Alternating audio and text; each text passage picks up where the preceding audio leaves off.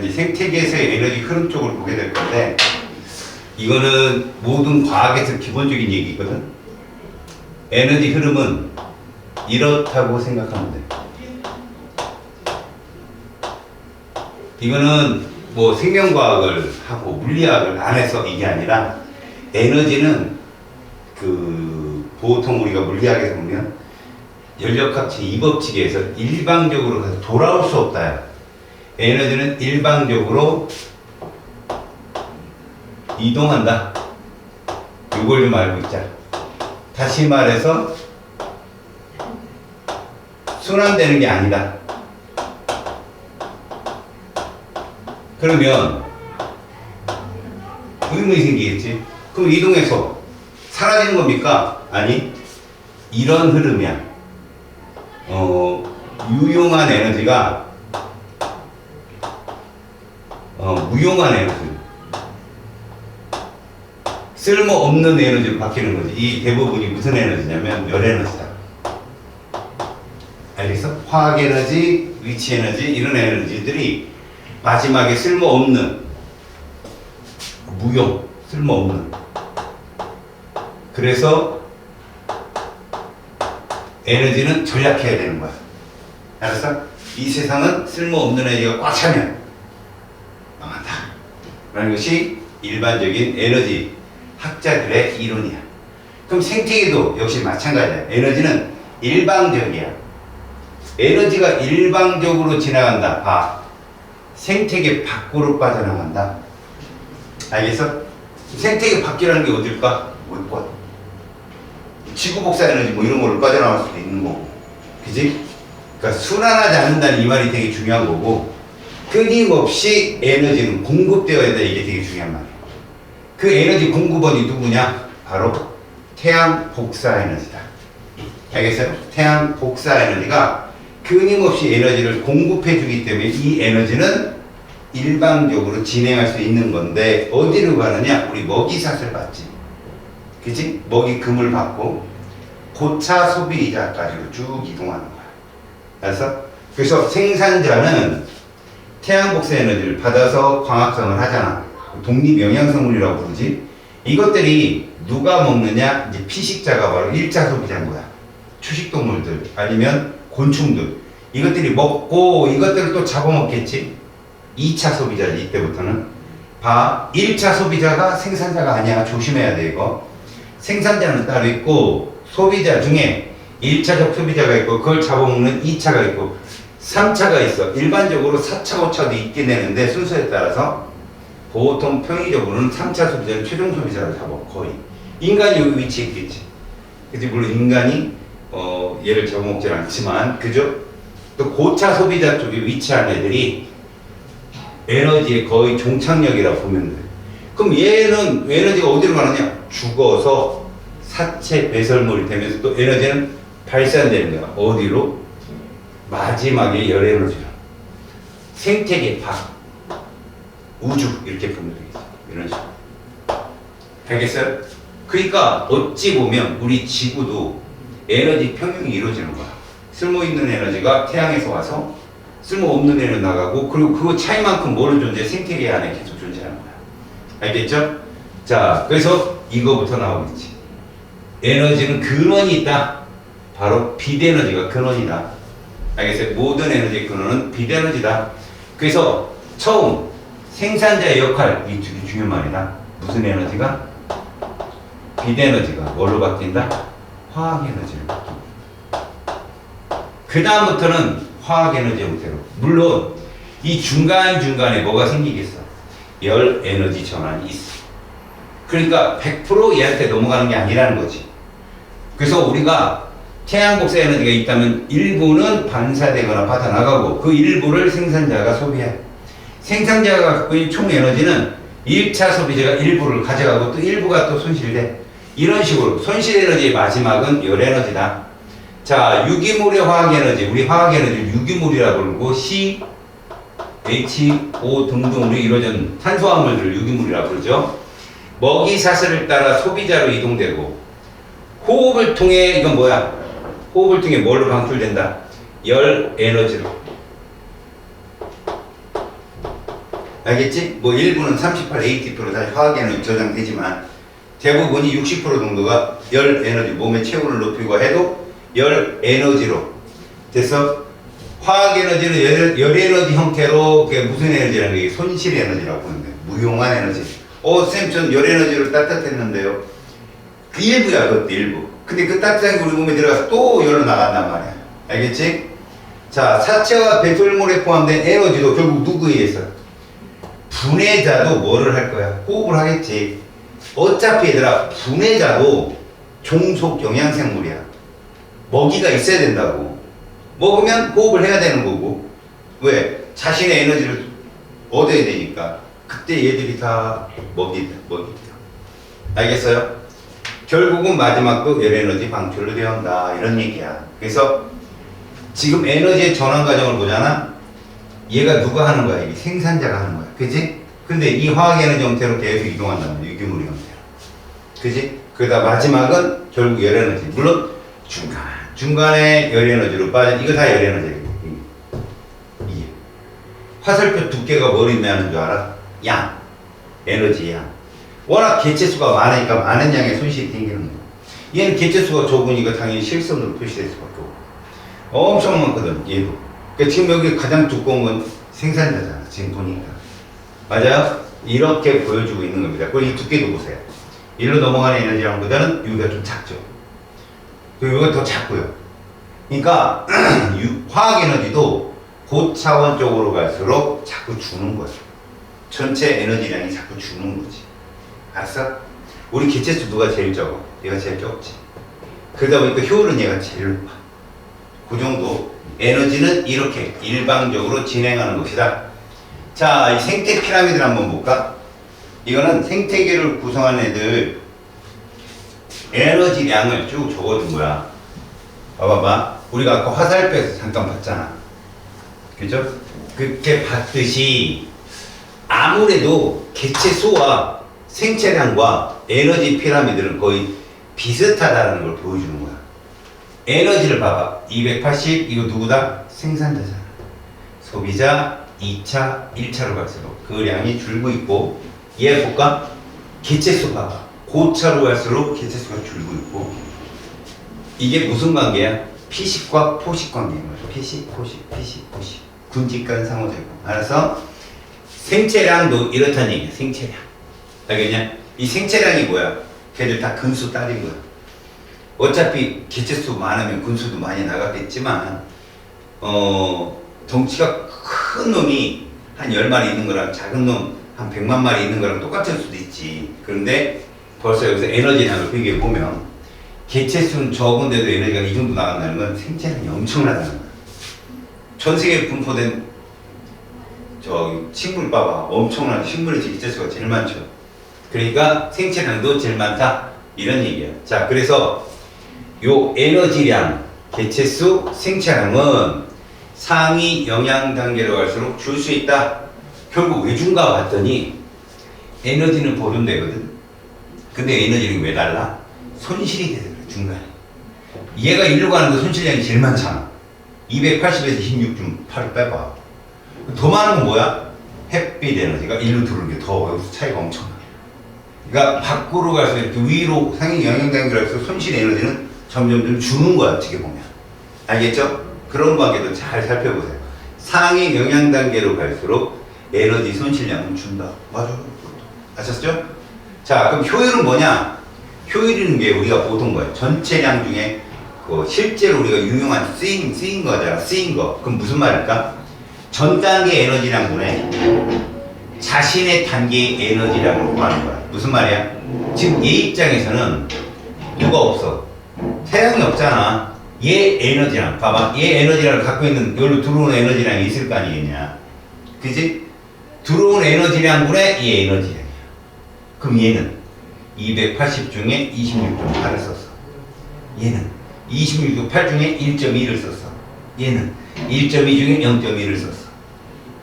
어떻게 했냐? 위로 갈수록 효율이 높지? 그래서 이쪽으로 갈수록 에너지 효율이 어떻다? 높은 거지. 이렇게. 알았어? 그러니까 이 말은 어떤 말을 의미하냐면 초식동물이 아무리 생산자를 막 먹어도 포식자가 그 다음 피식자 한 마리 잡아먹는 거랑 에너지가 똑같을 수 있다. 그러니까 초식동물은 하루 종일 먹는 거야. 하루 종일. 그 에너지를 보충해야 되니까. 근데 어때? 포식자들은 하루 사냥하고 한 이틀 쉬고 뭐 이러잖아. 왜? 효율이 좋으니까. 먹이의 효율이. 그래서 전 단계, 전 영양 단계 보연 에너지량분의 현 영양 단계 에너지량이 바로 효율이라고 부르는데 그 차이가 나는 이유가 뭐야? 열 손실량이 생겨서. 그럼 왜 위로 갈수록 에너지가 높을까? 손실 에너지가 그중 작다는 얘기예요. 위로 갈수록. 전 단계 에너지량이 현 단계로 넘어오는데 중간에 손실된 에너지량이 그래도 좀 적어지니까 효율이 높아진다라고 설명을 하는 거죠. 아시겠어요? 꼭 기억합니다. 1차보다 2차, 2차보다 3차가 에너지 효율은 높습니다. 알겠죠? 그러니까 우리가 배추 하나만 먹으나 닭 한 마리 먹나 닭 한 마리가 낫다는 얘기 효율. 아셨죠? 자, 에너지 흐름을 잘 봐요. 어차피 네가 봤으니까. 빛에너지가 딱 보니까 뭐래요? 170만이라고 써있어요. 170만. 근데 생산자는 얼마죠? 2810. 그럼 뭐예요? 손실된 거. 무슨 에너지 형태로? 열 에너지 형태로. 예를 들어 반사도 된 것도 있고 그렇겠지만 생산자는 170만 중에 2810억만 썼다는 거예요. 170만 원 중에. 이만큼만 얘가 뭐 저축했다. 이렇게 괜찮은 거죠. 근데 이제 봐봐요. 소비자로 넘어가면서 1차 소비를 넘어가면서 2810의 에너지 중에 얼마를 3021을 얘가 에너지로 보유하게 된 거예요. 그럼 나머지는 뭐죠? 지 스스로 죽었거나 고사량이라고 하거든요. 그 다음에 호흡을 통한 무슨 에너지로? 열 에너지로 방출을 했다. 물론 이 고사량은 그냥 에너지가 그 상태로 비축되지 않잖아요. 누가 써요? 역시 분해자가 그걸 받는다. 다음 1차 소비자 또한 호흡을 통한 열 에너지와 또 죽는 거 있잖아요. 사체. 그리고 고구마 덩어리로 빼잖아요. 밑으로. 그죠? 그것도 얘들의 먹이죠. 2차 소비를 또 마찬가지로 사체, 배설. 그러니까 이 소비자들 1차, 2차, 3차는 다 사체나 배설물로 빠져나가는 거 말고 뭐 얘들은 고구마를 찌는 애들이 아니니까 그냥 스스로 말라 죽거나 고사량, 뭐 가을에서 낙엽을 떨어뜨린다든가 이런 식의 낙엽량 이런 것들이 포함이 돼서 결국은 상위 영양 단계로 갈수록 그 효율값 어떻게 돼요? 2810분의 3021 이게 바로 1차 소비자의 효율입니다. 그럼 2차는 3021분의 현 505 505분의 128 3차 소비자죠. 알겠어? 그럼 분해자의 효율은 얼마냐? 분해자는요 여기 있는 n을 다 더해야 돼요. 안 그래요? n을 다 더하고 이제 실제로 여기 값. 그럼 실제로 얘가 넘어온 값 있잖아요. 넘어온 값. 그 중에 얘는 5399만을 효율로 잡은 거죠. 이런 거 다. 군데군데 더한 거죠. 봐봐요. 여기로 넘어왔죠? 여기로 넘어왔죠? 여기로 넘어왔죠? 이걸로 넘어왔단 말이야. 알았지?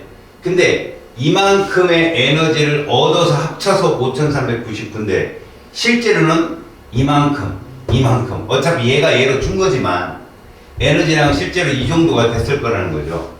그죠? 그러니까 얘는 지금 이 생산자로부터 소비자까지 전체 에너지량 그 중에 이걸 흡수한 것이다. 그러면 실제로 2810분 3021에 속하고 2810 속에는 505가 속한데 그죠?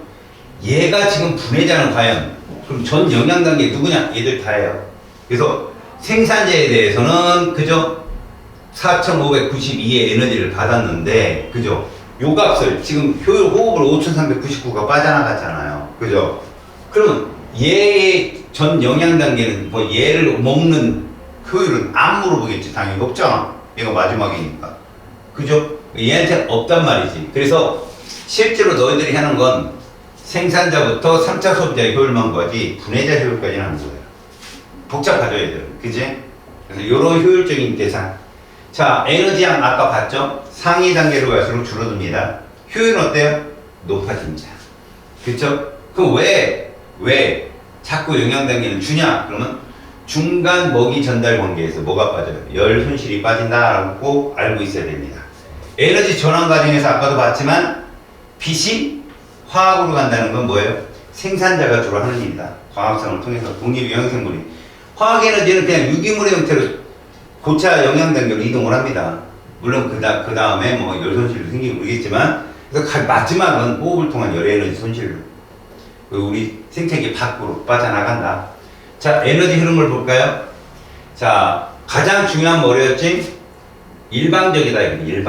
일방적으로 흐른다. 그리고 유지되기 위해서는 공급이 필요하다. 어떤 에너지? 태양곡 에너지 공급이 필요하다. 그래서 거기 보면 에너지 효율 보이죠? 1차 소비자, 이거 누구 거야? 이거 생산자 거야. 그리고 현 단계 차이 3021. 2차 소비자, 이거 누구 거야? 1차 소비자 거예요. 505는 2차 소비자 거고, 얘는요? 505 뭐였어요? 2차 소비자 거였잖아. 1차 거. 이해 갔어요? 그런 식으로. 그러니까 먹이 사슬을, 먹이 그물을 그려놓고 얘 효율은 그러면 전 단계 영양 단계를 다 찾아야 되잖아. 생체량을 다 찾아야 될 거 아니야. 예를 들어서 뭐 부엉이가 있는데 뭐 뱀도 잡아먹고 쥐도 잡아먹고 이거 다 합쳐야 되는데 그렇게는 안 된다는 거지. 이렇게 해요. 구하기 쉽게. 알았지? 효율 잘 구하시고, 어쨌든 효율은 14.5%, 16.7%, 25.3% 고차 단계로 갈수록 효율이 높아진다는 걸 보여주고 있는 겁니다. 아시겠죠? 자, 물질의 생산과 소비입니다. 자, 여러분, 생산이라는 게 무엇이냐? 일반적인 생산은요, 생산자밖에 못해요. 종속 영양생물은 생산을 못하죠. 먹기만 할 뿐. 그러니까 지금 독립 영양생물의 생산량을 지금 비교하는 겁니다. 잘 봐요. 그래서 우리는 독립 영양생물이 뭐예요? 식물 군집이겠죠. 그죠? 군집은 서로 다른 종, 환경이 다른 것들, 이것들이 다 뭉쳐있는 건데, 자, 여기서 총 생산량은 이런 말이에요. 총 광합성량 이렇게 보시면 돼요. 그러니까 총 생산량, 총 광합성량이요. 이런 광합성을 이만큼 하는데 해서 우리가 보통 그래프를 여러분들이 앞에서 봤나? 그 생물적 요인 배웠죠. 비생물적 요소가 생물적 요소에다 작용을 하는 요인, 작용에 관계되는 것 중에 이게 있었단 말이에요. 가로축이 빛의 세기, 기억나? 그리고 이 세로축이 이제 CO2, 여기는 방출. 소리 흡수량이죠. 광합성이 흡수. 이 밑에가 방출, 호흡량. 그래서 그래프가 이렇게 그려졌던 기억나니 이거? 여기가 보상점, 여기가 광파점, 이런 거 배운 거. 이때 여기부터 여기가 이게 총 광합성량이었잖아. 이게 식물이 생산하는 총 생산량이라는 거야. 그때 우리는 요만큼을 무슨 양이라 부르고 호흡량이라 불렀고, 여기를 순 광합성량, 순 생산량 이렇게 불렀고, 요 차이. 이 전체를 뭐라고 그랬어? 이 전체를 총 생산량이라고 불렀단 말이야. 그러니까 식물이 생산한 양이 이동된다. 어떤 기간 동안, 단위 기간 동안에. 거기서 순 생산량은 뭐를 의미한다? 식물이 열매를 맺거나 자신의 생장에 쓰이는 에너지야. 그러니까 결국 뭐야? 순 생산량은 총 생산량에서 뭐지? 누구를 뺀다. 나머지 것들. 알았어? 그래서 누구를 제외한? 호흡량을 제외한 이런 얘기야. 무슨 얘기야? 총 광합성량 이거라고. 총 생산량에서 누구 뺀다? 빼기 순 호흡량 소리. 호흡량이라고 쓸 수 있습니다. 호흡량. 이것이 바로 순 생산량이다. 이게 많을수록 빛이 세게 쓸 때 이게 많잖아. 물론 광파점을 지나면 거의 그 총 생산량은 변함이 없겠지만, 자, 여기는 실제로 네가 보면 요런 거다. 총 생산량이라는 값에 요거 잘 봐. 얘와 얘의 합이다. 됐어요? 그럼 식물은 순 생산량을 가지고 이 어떤 지표로 사용하느냐? 우린 이것만 봤단 말이야. 맞지? 근데 생장만 하겠어? 그 양을 갖고 죽는 애도 있겠지. 분해자할 때 가는 애도 있을 거 아니야? 그래서 요게 뭐야? 고사량과 낙엽량. 스스로 죽는 거. 그 다음에 가을이 돼서 부득이하게 환경에 적응하려고 떨어뜨리는 거 있잖아. 낙엽량. 그것들이 다 순생산량에 들어가는 값이라는 거야. 그 다음에 1차 소비자가 먹을 수도 있겠잖아. 그래서 이 피식량. 그러면 이 전체 에너지량을 적어주고 1차 소비자의 에너지량이 있다면 걔 효율을 어떻게 구하는데 1차 소비자 에너지량을 뭘로 나누면 돼? 이 전체로 나누면 되는데 1차 소비자 에너지량이 없어. 요게 1차 에너지량, 피식량. 이만큼을 먹으니까 얘가. 이해가냐? 1차 소비자가 에너지량이 요거라고. 요거 먹는 게 피식량이라니까. 이해가서 1차 소비자를 고스란히 넘어가는 거잖아. 이렇게 고스란히. 그러면 1차 소비자는 뭐든 빠지는 거죠.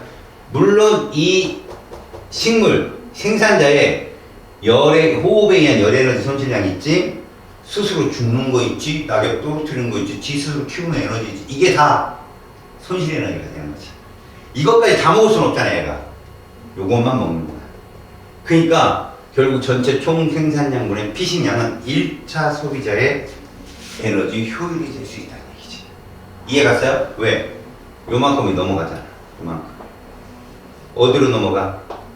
1차 소비자로 이동하잖아. 됐어? 1차 소비자 에너지 효율을 어떻게 본다고? 총 생산량분의 피식량. 알겠지?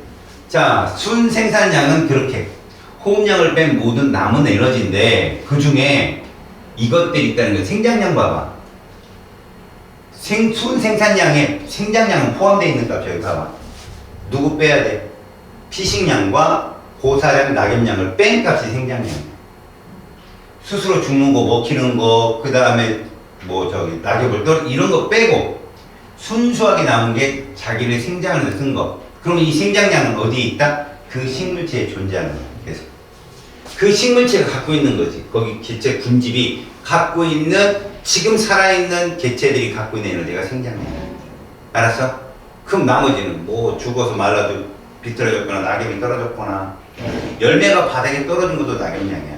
알겠어요? 걔도 이미 개체를 떠났잖아. 씨로 나간 것들, 이런 것들. 자, 그 다음에 생체량은 뭐냐? 현재 식물 군집이 가지고 있는 유기물의 총량이다.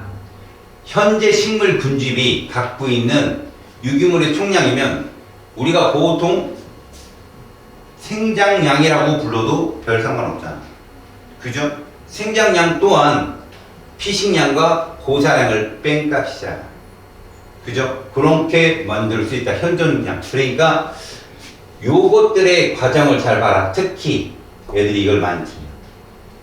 요거 순생산량은 결국 이것이다. 그럼 봐. 순생산량을 왜 많이 틀리느냐. 이걸 몰라 틀린 게 아니라 여기 있는 거.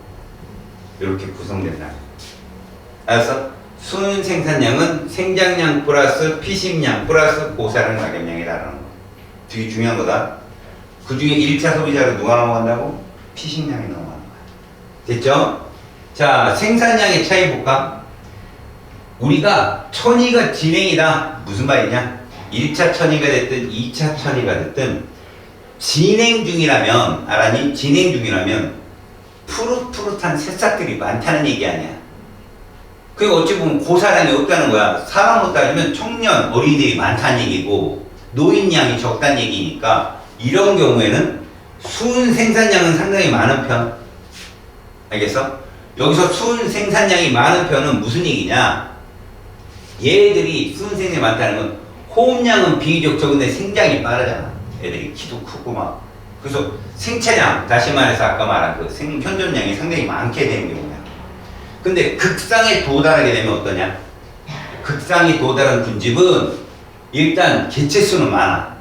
그래서 개체수가 많으니까 생체량도 많아. 근데 그에 비해서 순 생산량이 적어. 왜? 호흡량도 같이 많아졌기 때문에. 알았어? 그러니까 천이가 진행 중인 군집은 개체수는 그렇게 많지 않지만 애들이 자라나는 생장 중이잖아. 어린애들이 이거 얼마나 빠르게 새싹들이 많으니까 팍팍 크겠지. 그래서 호흡량은 적은 반면에 생장량이 상당히 많아. 쭉쭉쭉 덩치가 개체 생물량이 커지니까. 근데 얘들은 다 죽은 자란 애들도 있고 고사량도 엄청 많을 거 아니야. 대신 호흡량도 상당히 많아지므로. 알겠어? 그래서 얘들 같은 경우는 순생장량이 적은 이유가 요거야. 생산량과 소비량 이런 것들이 균형을 딱 이루는 거야. 지가 광합성을 하는 양하고 그 다음에 자기 생장량이 쓰이고 고사량도 어느 일정 정도 되고 균형이 좀 맞는 애들. 얘들은 일방적으로 자라나는 새싹이잖아. 그러니까 생장량이 엄청나게 많아야 되고. 자, 근데 농경지는 어떤가 봐. 농경지는 그런 식물만 심잖아. 다시 말하면 농경지라고 하면 군집이라는 표현을 쓰기가 좀 애매해. 같은 기체군만 심잖아. 쌀, 벼 이렇게. 그 다음에 뭐 밀, 아니면 보리, 배추 이런 것들만 심으니까 순 생산량이 당연히 압도적으로 많지. 왜? 매년 바꾸잖아. 혹은 3개월마다 바꾸는 경우도 있고. 그치? 그러니까 거의 애들이 경쟁이 없어. 그리고 뭐야? 무한 공급이잖아. 영양분. 사람들이 뿌려주고. 그러니까 잘할 일만 있는 거지. 그러니까 순 생산량이 압도적으로 많을 수 있다. 만약에 이거 호흡량이 많거나 고사량 많으면 어떻게 되겠냐? 그 사람 망하지. 그치? 개체 다 죽는데. 그러니까 그렇게 알뜰하게 키웠기 때문에 개체들 모두의 순 생산량이 압도적으로 많을 수밖에 없다. 그래야 이걸 상품으로 팔 거 아니야. 그치? 그런 것들이 있다. 자, 다시. 극상에 다다른 애들보다는 아직 천이가 진행 중인 애들이 순 생산량이 압도적으로 많은데, 그럼 농경지를 어때? 농경지는 이미 그걸 목적으로 키운 개체군이야, 이건 어차피. 알겠어요? 물론 그 배추밭이라도 잡초도 나잖아. 그래서 그것도 완벽한 개체군이라 할 수는 없어. 군집이거든, 그것도 어찌 보면. 근데 주 타겟이 있잖아. 주 생명체가 있잖아. 그 생체량이. 그것들이 엄청나게 많기 때문에 순 생산량은 당연히 클 수밖에 없고, 그리고 죽기 직전까지 안 냅둬요. 그지? 투수하잖아. 이제 싹 걷어가잖아, 그것들. 그리고 3개월 있다 또 바깔고 딴 거 뿌리고. 이런 것들이기 때문에 농경지는 순 생산량이 압도적으로 높을 수밖에 없다. 자, 초식동물의 섭식량과 동화량을 한번 볼게. 여기 한번 봐봐. 식물이 아까 봤는데 요렇게를 우리가 뭐라 불렀다고? 순 생산량이라고 불렀어. 그지? 저 전체가 총 생산량이잖아. 이 중에 요게 넘어간단 말이야. 봐라. 얘들이 요렇게 넘어간다. 요런 식으로. 그잖아. 피식량이 싹 넘어가 버리는 거 아니야. 그지? 그렇다면 어차피 1차 소비자의 총 에너지는 이거고 총 생산량. 그지? 그 중에 요만큼이 누구가로 했어 아까? 1차 소비자, 이건 생산자고 1차 소비자 에너지는 저거니까 이 전체분의 피식량이라는 게 뭐야? 결국 1차 소비자 에너지 효율이 되는 거야. 기억하죠? 그럼 이게 오면 여기서 봐봐. 호흡량이 있지? 이 동물의 동물. 얘는 절대 뭐가 없어. 광합성량이 없어. 얘한테 전체 에너지량이라는 건 생산자를 먹은 거야. 피식량. 그 중에 요 배출량이라는 게 있단 말이야. 동물에서 처음 나타나는 거. 고구마 찐다고 오줌 넣고. 그 다음에 피식량, 이거 누구한테 잡히면 2차 소비자한테 잡혀 먹는 거잖아. 그리고 죽는 것도 있잖아, 자연사. 그지?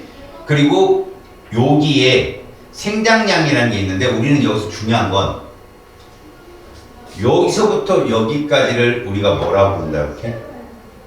동화량, 이렇게. 응? 호흡량부터 시작해서 피식량, 자연사 저거 전체를 다 동화량이라고 부르고, 그 다음에 배출량이라고 부른단 말이야. 이거 뭐 때문에 그럴까? 어차피 호흡량 또한 우리는 뭐라 불러? ATP 합성하고 하잖아. 동화라는 게 구분자를 만드는 양이라고. 합성량이라고 생각합니다. 합성량. 그러니까 얘가 저거 피식을 해서 소화를 시켜서 다시 합성을 해야 될 거 아니야. 뭐 세포수를 늘리든 뭐를 하든 간에. 그치? 하지만 배출량은 사실 오줌으로 나가든 그 다음에 뭐 소화기관에 해당되는 항문으로 빠져나가든 간에 다 흡수를 못한 찌꺼기가 나가든 그 다음 우리 몸에 충분히 해독이 된 그 다음 오줌으로 나가든 어차피 배출량 전체는 요거. 그럼 여기 섭식량이 뭐냐 이거. 섭식량. 저 피식량이 반대로 얘기하면 섭식량이지. 먹은 거야 먹은 거 얘가. 전체가 동안의 총 생산량이 아니라 얘는 섭식량이라고 치는 거지. 그 중에 배출량을 뺀 나머지가 모두 동화량이다. 먹었으니까 호흡할 수 있고, 먹었으니까 세포 만들 수 있고, 먹었으니까 자연사돼서 그 에너지를 갖고 분해자한테 넘어갈 거 아니냐. 그리고 먹었으니까 충분히 에너지를 갖고 있는데 누구한테 잡혀 먹을 수도 있는 거고. 알겠어요? 그래서 자 섭식량 보세요. 동화량 플러스 배출량. 이건 뭡니까? 동화량이라는 건 소화를 통해 이화를 통해 흡수가 됐냐? 흡수가 안 된 건 뭐예요? 배출량. 그죠? 그러니까 고구마 뭐 이렇게 소비자가 섭취한 유기물의 총량이 바로 섭식량이다. 그걸 생산자는 피식량이라고 얘기한다. 그걸. 자, 그 식물의 피식량은 초식동물의 섭식량과 같은 뜻. 동화량 섭식량에서 소화되지 않고 최후로 배출량을 제외한 거 무슨 얘기야? 우리가 음식을 먹고 흡수한 영양소를 뺀 나머지가 다 배출량이잖아. 고구마, 오줌 뭐 이런 것들 다. 그 외의 거는 다 우리 몸을 통해 흡수가 돼서 합성이 돼서 그 호흡으로 쓰이든 세포로 바뀌었는데 잡혀 먹히든 이런 거 아니겠냐? 그리고 죽든 그런 걸 모두 동화량이라고 부른다는 거야. 동화량. 식물에 뭐란 것 같아? 식물은 순생산량과 호흡량으로 나눴잖아. 얘들은 배출량과 동화량으로 나눠. 이게 동물의 특징이야. 그래서 동화량은 아까도 똑같지만 식물은 뭐라 했어? 식물은 순생산량을 그러니까 순생산량을 정의할 때 총생산량에서 호흡량 빼면 순생산량이라고 배웠듯이 얘들은 순생산량에 해당되는 게 동화량이야. 그래서 섭식량에서 배출량을 빼면 동화량이 뜬다. 이렇게 설명을.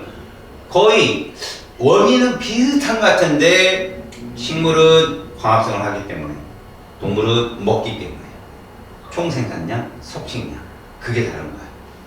자, 동화량 중 일부는 에너지 생성을 위한 호흡의 재료나 몸의 구성, 생장에 이용되는데 실제로 여기서 열의 손실이 생기잖아. 또 호흡을 통해.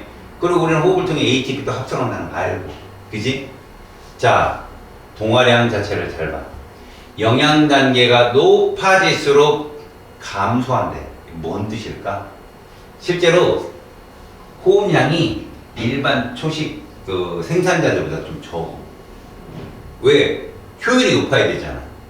영양소를 몸에 빨아들였을 때 어찌 보면 그걸 계속 갖고 있는, 그러니까 섭식량을 통해서 효율이 좋기 때문에 많은 양을 몸에 들 필요 없어. 배출 또 먹으면 되니까. 그치? 그래서 동화량은 단계가 높아지면 감소할 수밖에 없는 거야. 효율이 좋으니까. 식물은 어때? 하루 종일 막 저기 누구 같은 경우 막 코끼리는 막 몇 톤을 먹는다잖아. 뭐 한 일주일에.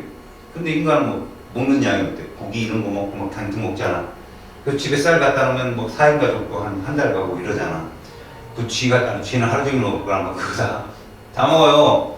이게 되게 동화량이 많아요. 왜? 그만큼 활동량도 심하고 호흡량도 크기 때문에.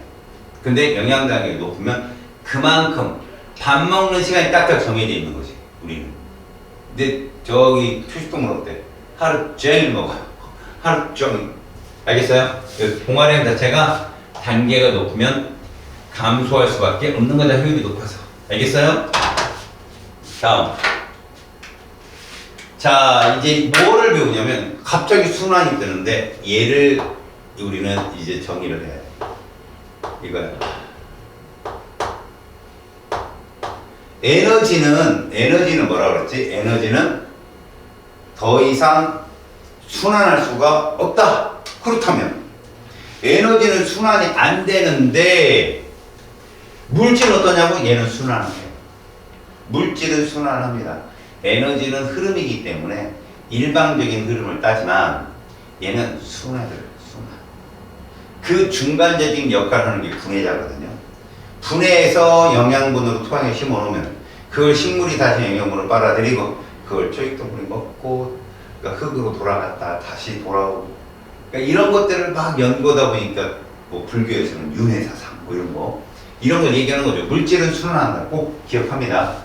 그러면 탄소는 어떤 순환관이라고 하냐? 이게 지구과학을 하는 친구들이랑 좀 많이 배치돼.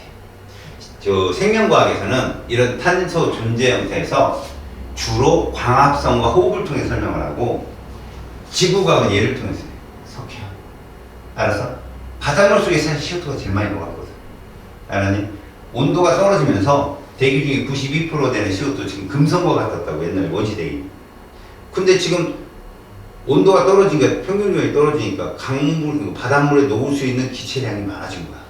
우리 뭐 탄산음료 다 냉장고에 저장하듯이 기체 용해도는 온도가 떨어지면 용해도가 커져.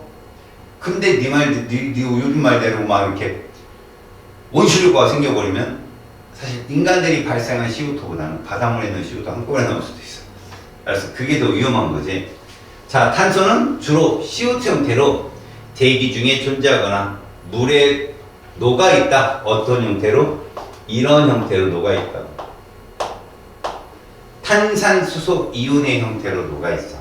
근데 이 탄산수소 이온은 왜 선생님이 저렇게 화학식을 써주냐면 우리가 호흡을 통해 CO2를 운반할 때 70%가 제 형태로 운반해. 탄산수소 나트륨 이렇게 그 형태로 움직여. 20% 정도가 카바미노 헤모글로빈이라고 헤모글로빈이 CO2를 직접 운반을 해. 그러면 72%, 20% 이렇게 되면 한 8%는 뭘로 이동하느냐? 그냥 CO2로 운반돼. CO2로.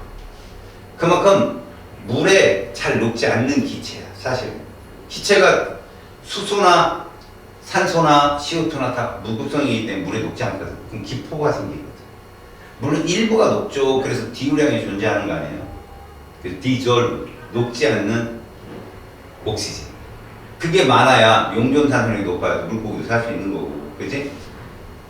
지금은 대기 중에 CO2 형태와 보통 물 속에 이런 형태로 존재한다. 그럼 이게 쌓이면 어디로 가는 줄 알아? 그 어패류들 있지, 껍데기. 그게 탄산가슘이거든.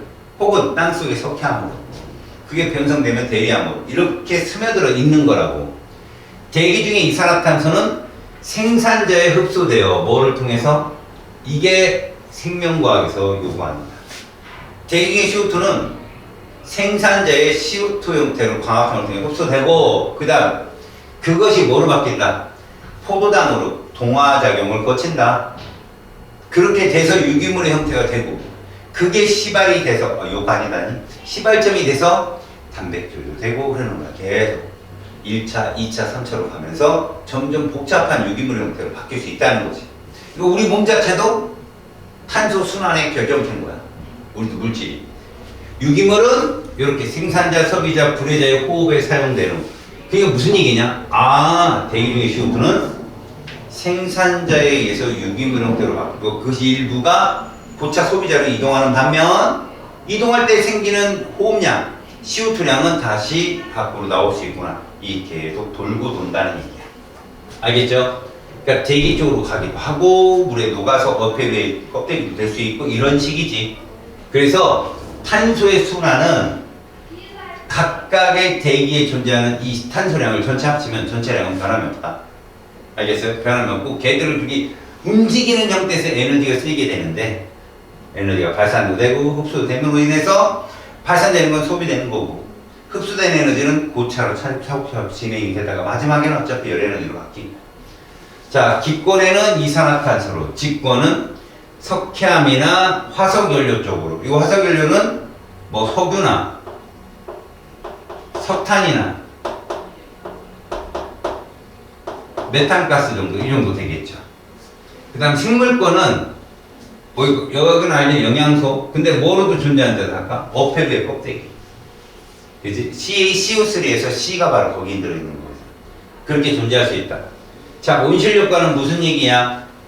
지구의 대기가 태양 복사 에너지를 통과시키고 봐라. 지표면이 방출하는 걸 대기가 대반사시키는 거야. 그 대반사시키는데 1등 공식이 얘야. 그리고 얘다. 그리고 이런 애들이야.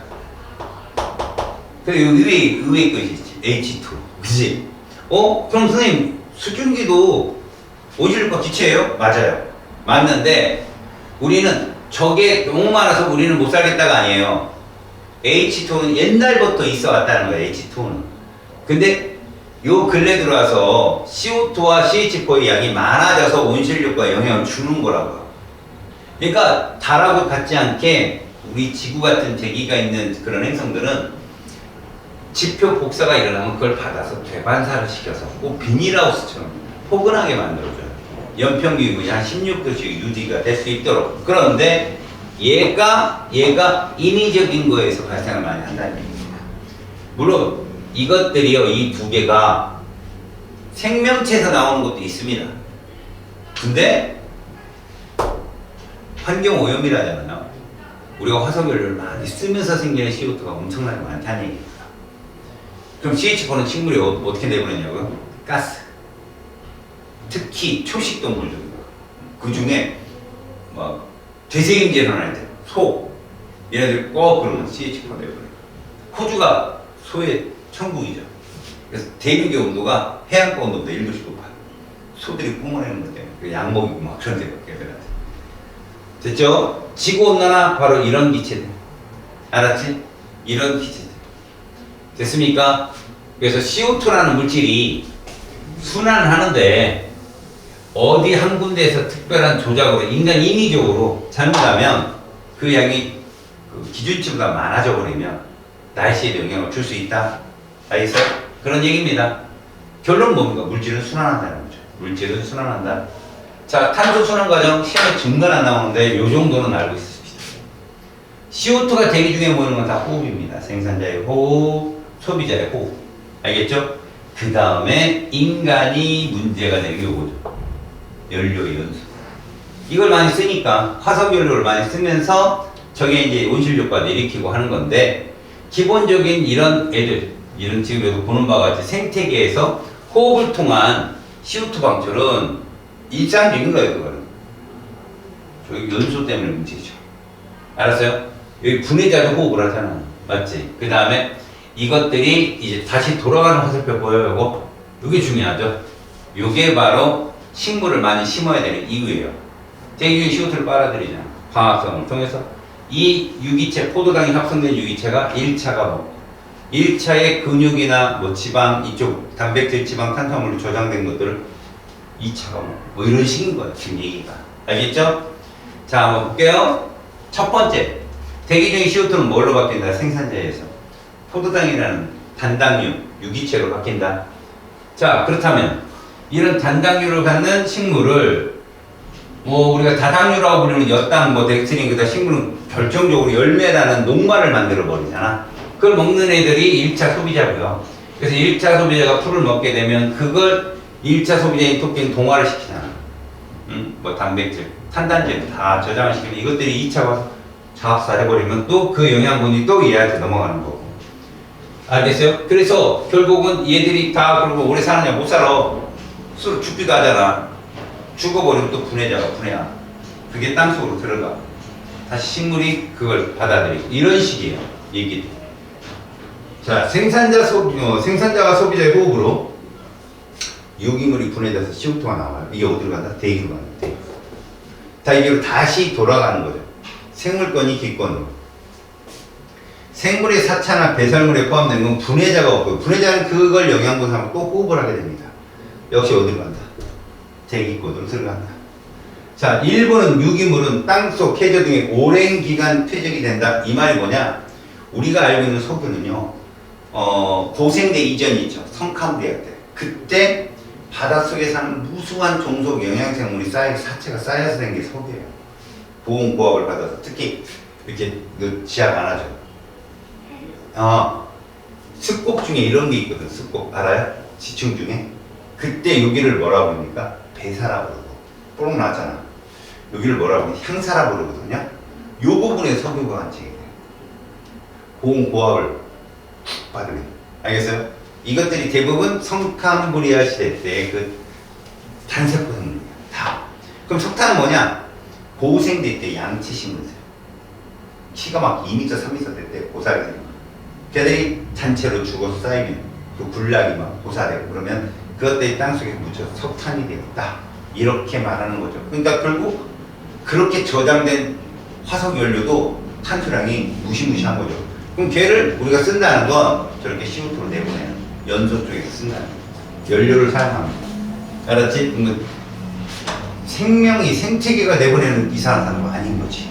땅속에 있는 걸 일방적으로 우리가 한꺼번에 내보내는 거랑 똑같은 위치가 아니겠느냐 이런 얘기입니다. 아셨어요?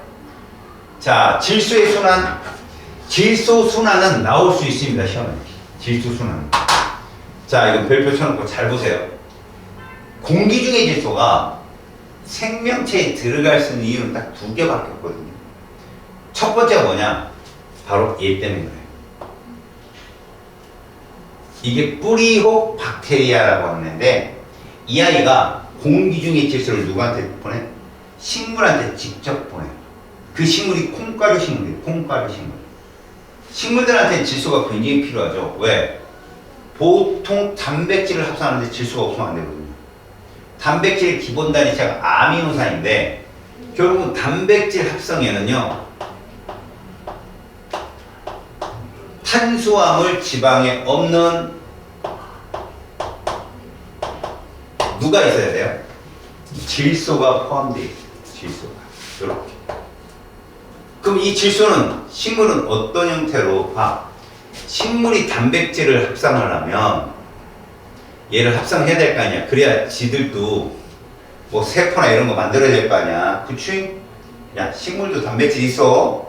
그러니까 소도 풀 먹고 되게 근육이 살벌한 거 아니야. 근데 이렇게 합성하려면 일단 외부에서 무슨 형태로 흡수를 해야 되느냐? 이렇게. 암모늄 이온이나 질산이온.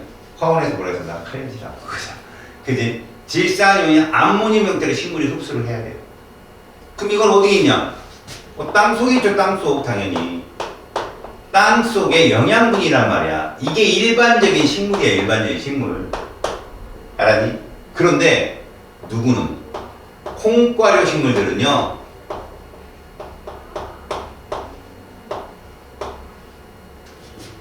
공기 중의 질소에서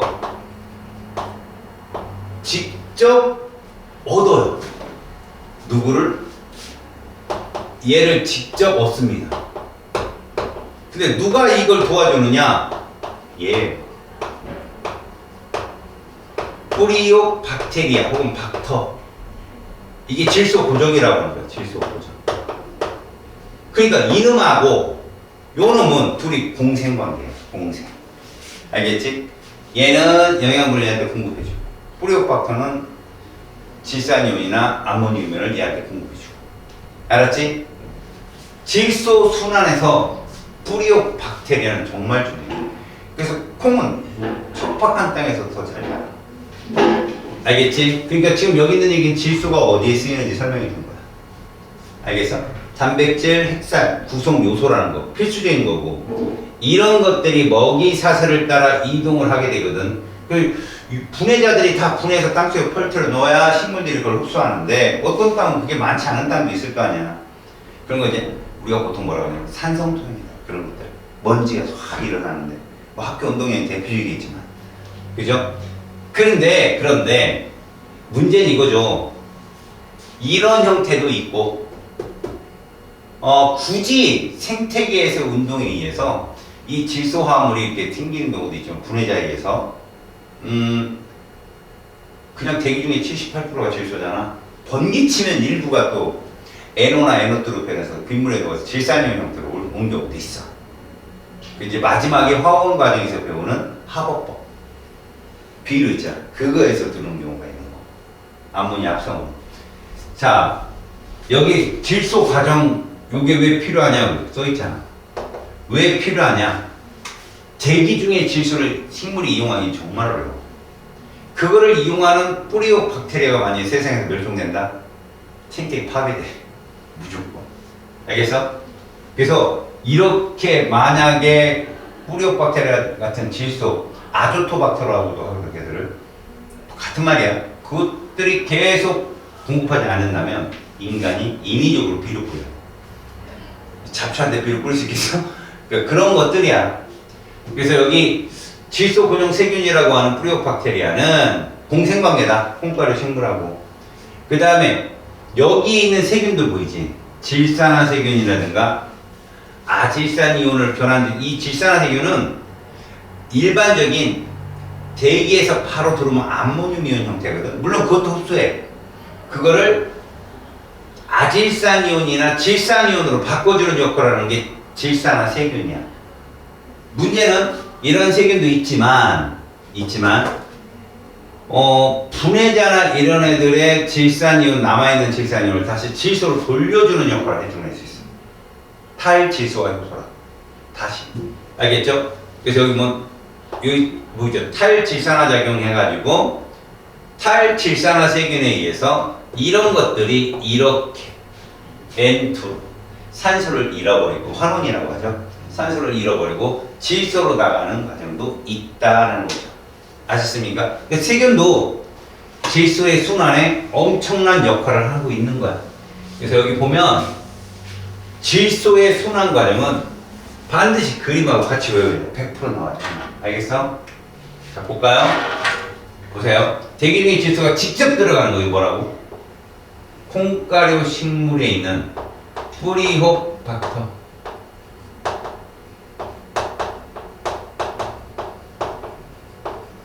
알겠어요? 그래서 얘들이 질소 고정 작용을 하게 된다. 질소 고정 세균이.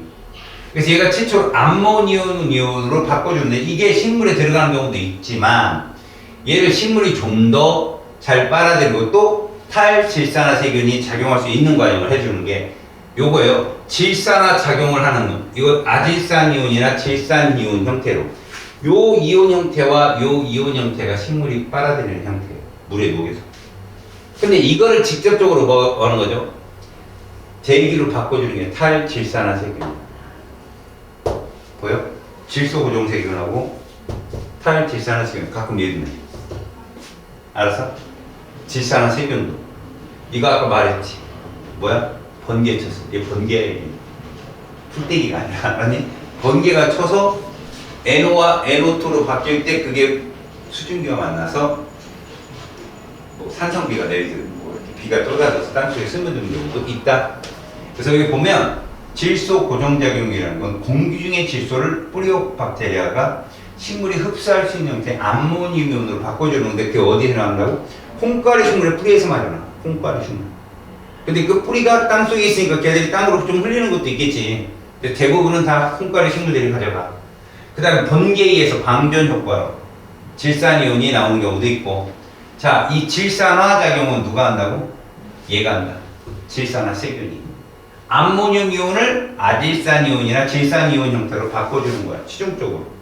그래 탈질산화 세균이 작용을 해서 또 대기 중으로 남는 건 질소로 보낼 수 있다고. 자, 질소 동화작용이라는 건 봐봐. 동화는 고분자로 만드는 과정이잖아. 뿌리를 통해 흡수한 질산이온이나 암모늄 이온 등이 다시 단백질이나 뭘로? 핵산 등과 같은 식물체를 구성하는 질소화물로 바뀌는 거예요. 고분자로 바뀌는 거죠. 식물이 합성한 질소화물은 뭐야? 뭐 핵산이나 단백질 이거는 사슬을 따라 고차 소비자로 또 이동을 하죠.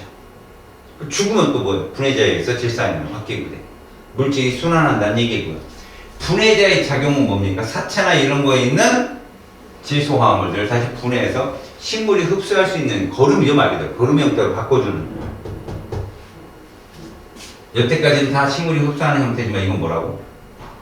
탈질산화 작용은 대기 중의 질소로 바꿔줍니다. 외우세요. 질소 고정 꼭 시험에 출제가 됩니다. 알겠습니까? 오케이? 자, 생태계에서 에너지 흐름과 물질 순환은 이런 거다라고 보여줍니다. 그리고 에너지 이동이 빨간 색깔이거든요.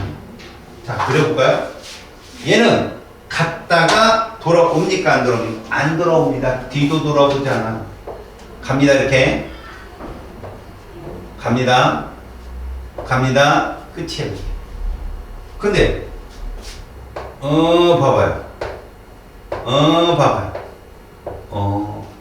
이해 가서 돌아오지 않는다고요.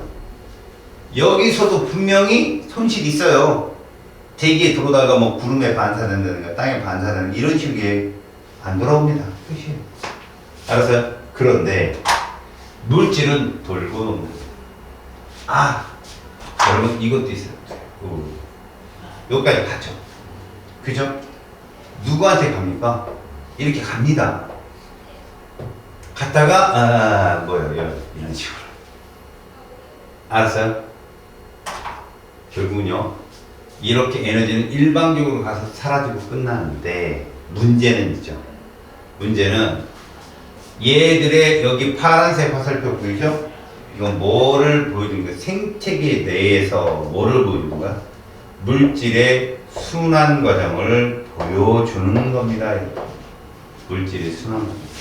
또는 여기도 이렇게 들어. 생산자도 얘들에 의해서 분해되죠.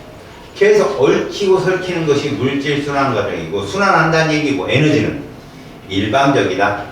그래서 에너지가 일방적이라는 것 때문에 너희들이 중간에 어디서 열의 손실이 많느냐 이런 거 보려고 에너지 효율을 들먹이는 거야.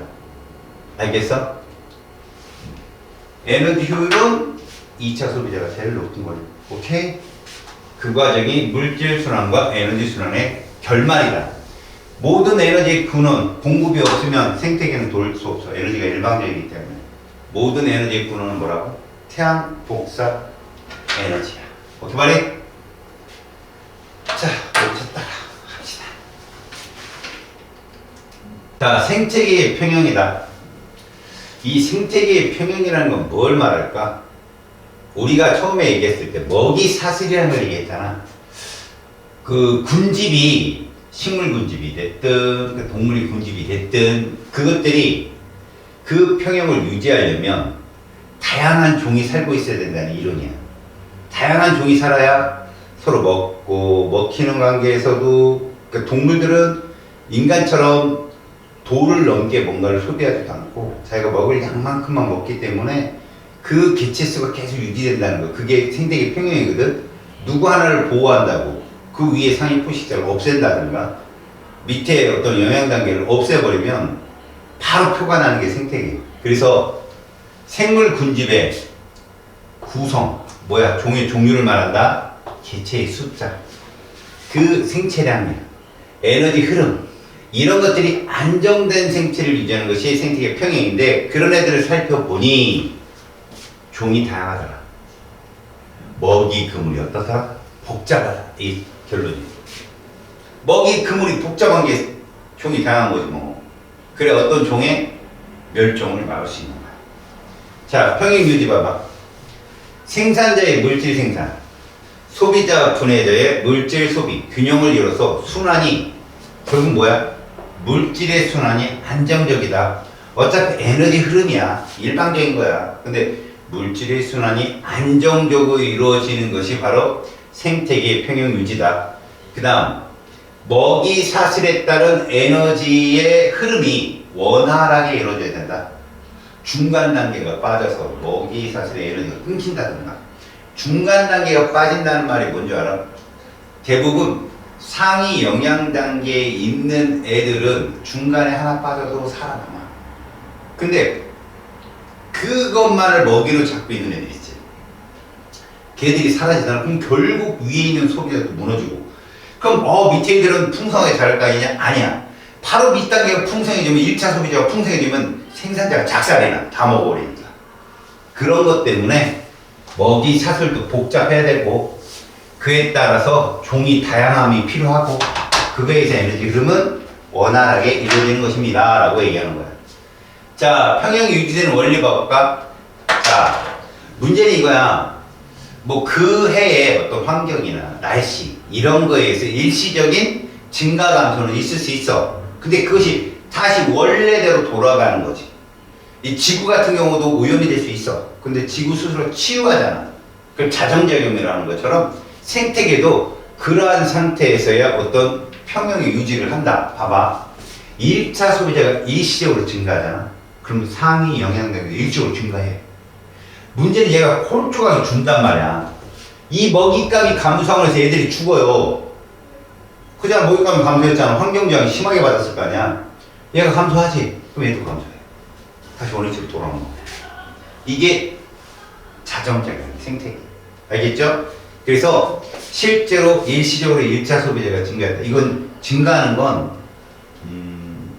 먹잇감이 풍부해서 그런 경우도 있지만 외부 유익도 많아. 인간이 이리로 유익시킨다든가 뭐 생태 농장을 하기 위해서 사슴을 많이 들여왔다든가 그러면 일시적으로 확 줄어. 문제는 이 위가 없지 않아? 사슴만 있고 그러면 이거 작살나 그냥 다 끝나. 생태 파괴. 근데 위에도 있다면 먹잇감이 증가해서 위에 건 증가를 할 거 아니야 위에가. 얘는 감소하더라도. 근데 이게 계속 유지가 돼봐. 그럼 얘가 유지할 수 있을까? 못 유지하지. 얘가 줄어.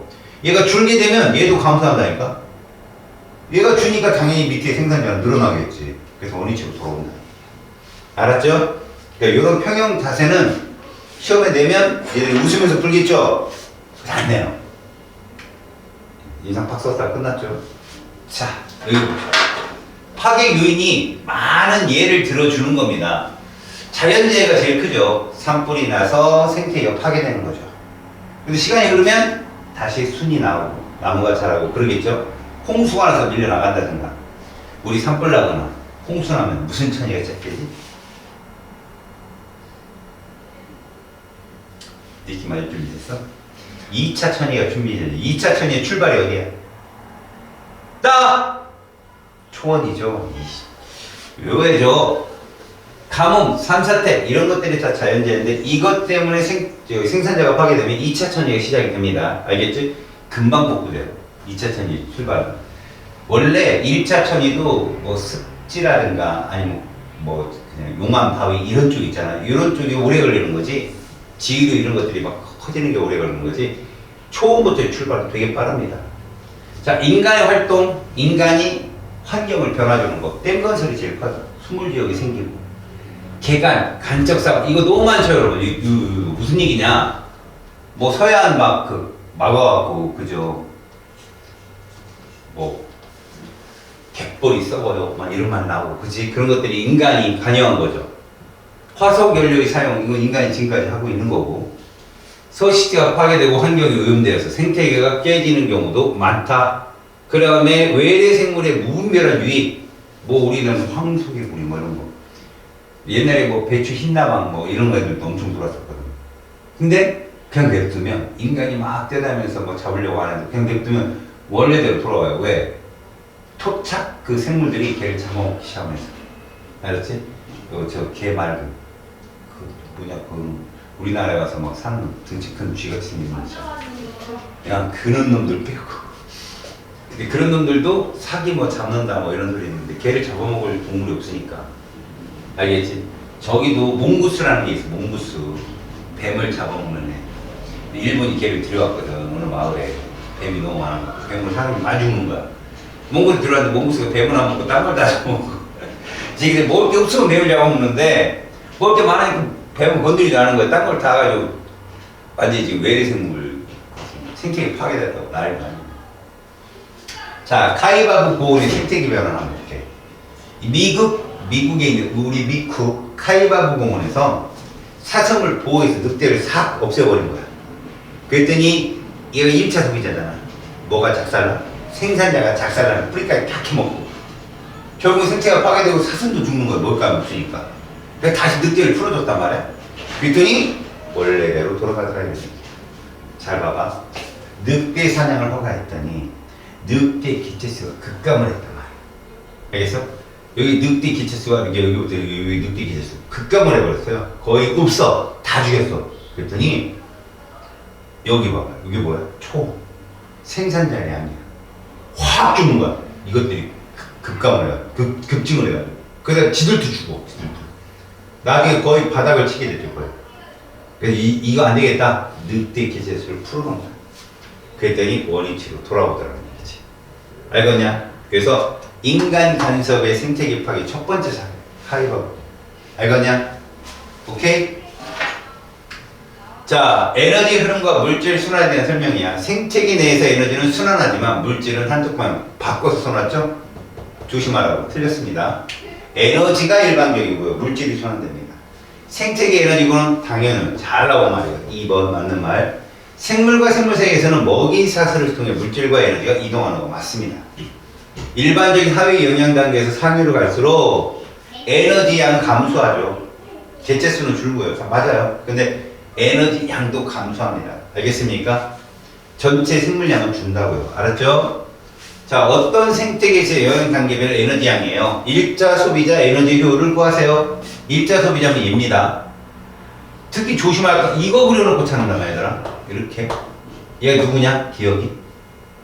생산자야. 그래서 얘를 찾으라는 얘기거든. 여기 있는 애. 그럼 얘는 뭐야? 280 전 단계분의 30. 이게 답이에요. 알았죠? 자, 총 생산량 뭐라고? 광합성을 통해 생산한 유기물의 총, 이게 총 생산량. 그 다음에 순 생산량, 뭐란 얘기야? 호흡량을 뺀 값. 그죠? 저장하는 유기물의 양, 남아있는 유기물의 양. 실제로 생물체에 남아있는 유기물의 양은 뭐예요? 생장량이죠. 그죠? 생장량이 남아있는 거예요.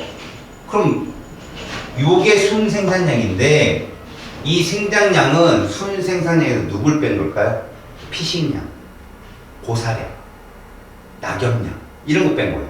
아셨습니까? 구분 정확히 하세요. 알겠지? 동물은 뭐였어? 동화량이었다. 동화량.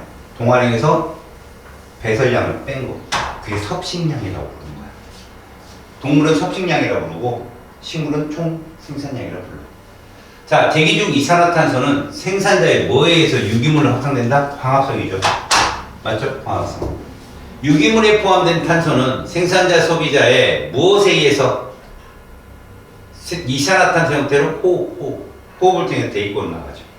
화석 연료의 탄소는 무엇에 의해서? CO2 연소에 의해서, 연소에 의해서 대기로 방출됩니다. 오케이? 자, 질소 순환 과정입니다. 작용에 해당되는 거 봐봐. 대기 중의 질소가 직접적으로 질산염으로 들어오는 거 뭐예요? 질소 고정이죠. 뿌리옥 박테리아, 아조토박터 이런 애들이에요. 맞습니까? 질소 고정작용 누구다? 갑니다. 가. 다음에 질산화 작용은 뭐 바뀌는 요거 암모늄 쏘리 50 요거네. 요게 다가 질소 고정이네. 쏘리 암모늄 이온으로 바꾼 게 요게 다가 질소 고정이고 간 방전이죠. 방전 직접적으로 들어오는 거 방전. 그죠? 그러니까 질소 고정은 다가 답이고요. 질산화 작용은 나가 답이에요. 질산화 세균. 그럼 나는 누가 하는 거야? 탈 질산화 세균이 하는 거야. 나가. 요거 N2로 돌아가는 거. 자, 순서대로 옳게 나를 1차 수대 개수는 일치로 증가했어요. 증가했다면 이거잖아. 증가했으면 누구도 증가해? 이 포식자도 증가한다니까. 이거라니까 두 번째가. 그러다가 얘가 증가하면 어떻게 돼? 결국 얘 줄 거 아니야. 왜? 얘가 왜 줄어? 얘가 커졌으면 얘가 잡아먹어 줄기도 하고 먹이 때문에 감소하니까. 그죠? 그럼 어떻게 돼? 얘 감소? 그럼 얘도 먹이감 줄잖아. 얘가 감소하잖아? 그럼 얘 늘기 시작해. 근데 얘도 준다. 얘 늘고 얘 줄어갖고 이렇게 다시 돌아가는 거야. 그래서 나, 라, 다, 가. 이게 정답. 됐어요? 자, 안정된 생태계 영양 단계입니다. 여기서 와, 01번이 없다. 01번 어디 갔니? 아, 02번이네. 됐다. 먹이 사슬의 상위 영양 단계로 가서 이동하는 에너지량은 감소한다. 왜요? 일단 호흡을 통한 열에는 손실량이 있잖아. 그죠? 그리고 죽는 거 있잖아. 고사량. 사체. 그래서 맞습니다. 낙엽이나 사체, 배설물 속의 화학 에너지는 분해자에 의해서 열 에너지로 전환됩니다. 맞아요. 가나가 전달받은 에너지의 총량 가나 봐봐. 가가 누구라고? 1차. 나는 2차거든. 분해자가 이용할 수 있는 에너지의 총량보다 많다. 볼까요? 얘가 가진 양이 분해자가 갖는 총량. 보실래요? 숫자 적어볼까? 항상 평행이 맞으니까 25에서. 됐죠? 나가는 화살표를 타성이 25가 돼야 돼. 25를 받았으니까 13, 2 벌써 얼마? 15죠? 끝났어요. 그러니까 이게 25라는 얘기입니다. 이렇게. 그러면 얘는요. 받은 거 이거 하나잖아. 누구예요? 2 이렇게. 맞죠? 이걸 뭐라고 불러요? 섭식량이라고 부르잖아. 이거 피식은 얘 입장에서 쓴 거고. 섭식량입니다. 그럼 이거 얼마겠습니까?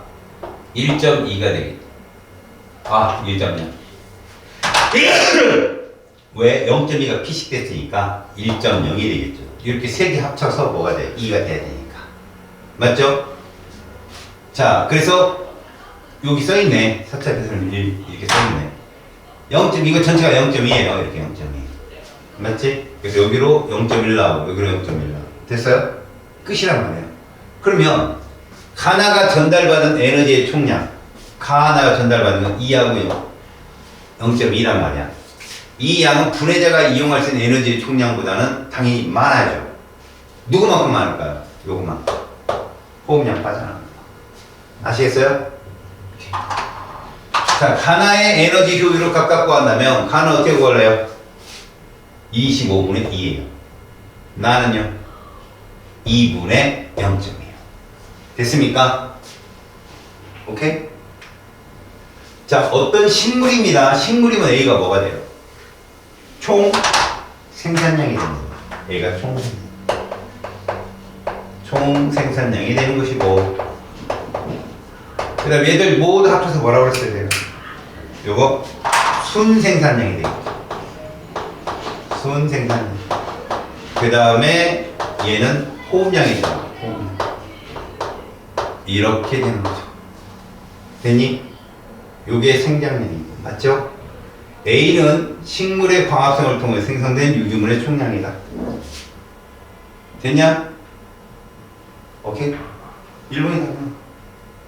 2번. B는 식물의 호흡에 소비되는 유기물의 총량. 이건 C 얘기죠. C. 호흡량.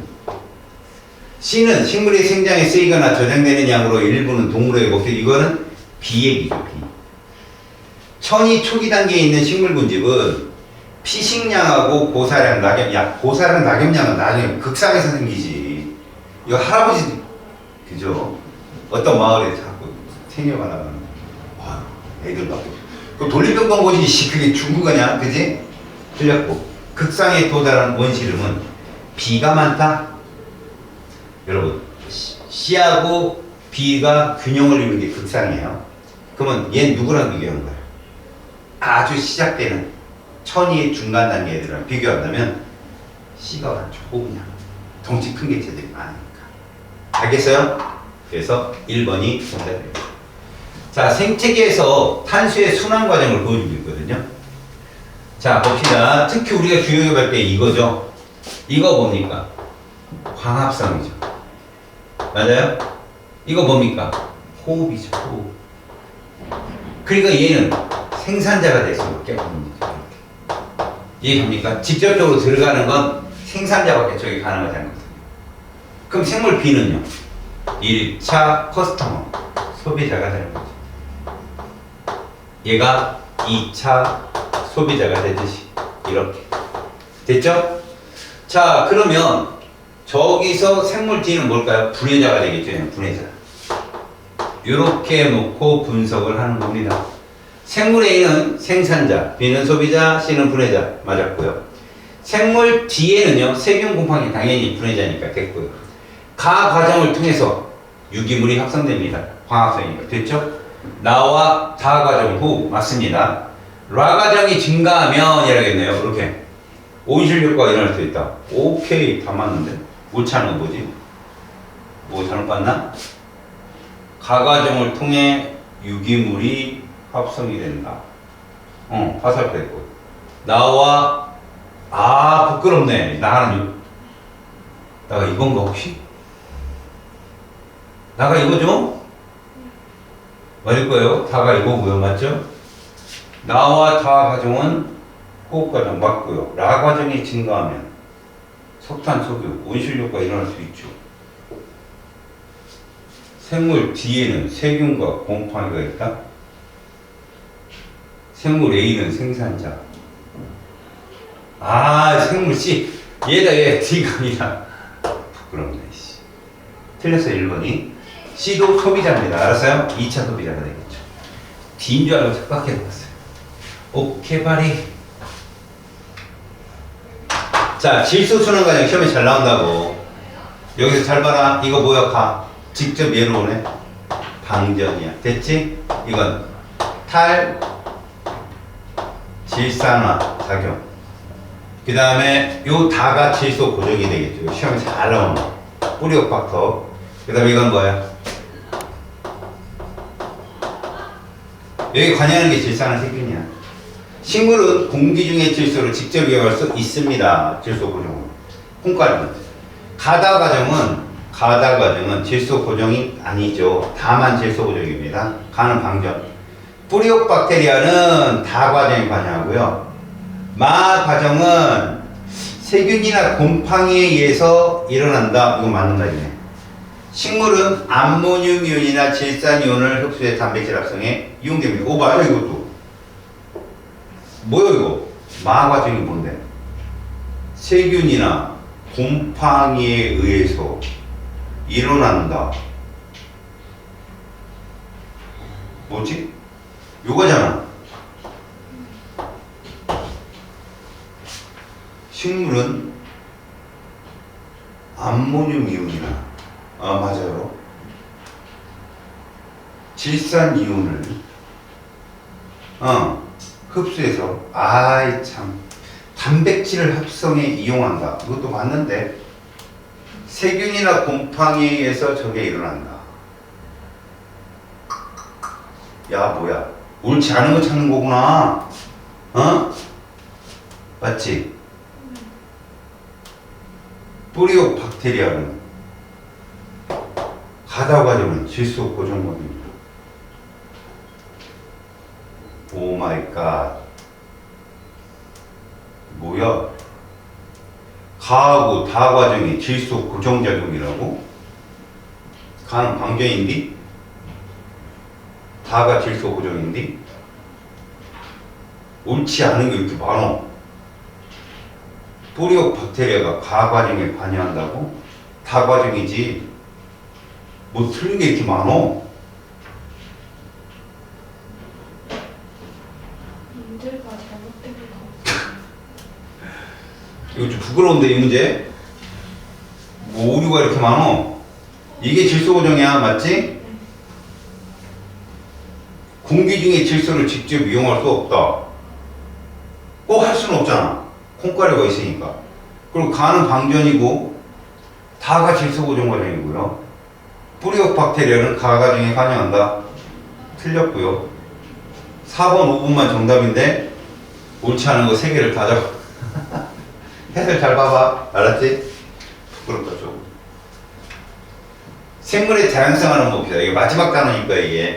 그죠?